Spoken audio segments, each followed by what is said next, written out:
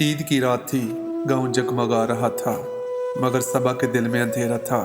शोहर को दुनिया से गए 3 साल हो चुके थे।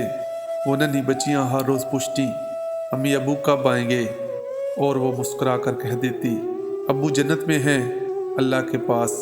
भाई के घर पनाह तो मिल गई, मगर इज्जत नहीं। सुबह से रात तक खिदमत और बदले में ताने। ईद उल अजहा आई तो बच्चियों ने खिड़की से जानवर देखकर पूछा, अम्मी क्या हमारे घर भी आई गोश्त पकेगा? सब्बा ने टूटे हुए दिल के साथ कहा, इंशाअल्लाह।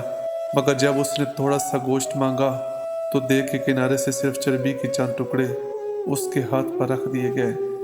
वही चर्बी का सालन पका, वही दस्तरखान सजा, और वही सालन जब भाई के सामने आया तो हकीकत अश्कार हो गई। उस एक लम्हे ने सब बदल दिया। भाई को एहसास हुआ, बहन का सब्र बोल उठा, और अगले ही दिन सबा के लिए नया आगाज हुआ। एक छोटा सा घर, एक सिलाई मशीन और खुददारी की राह। कुछ ही महीनों में सबा अपने कदमों पर खड़ी हो गई। अगली ईद पर उसके घर भी कुर्बानी हुई, मगर उसने सबसे पहले गोश्त के थैले बेवा औरतों में तकसीम किए।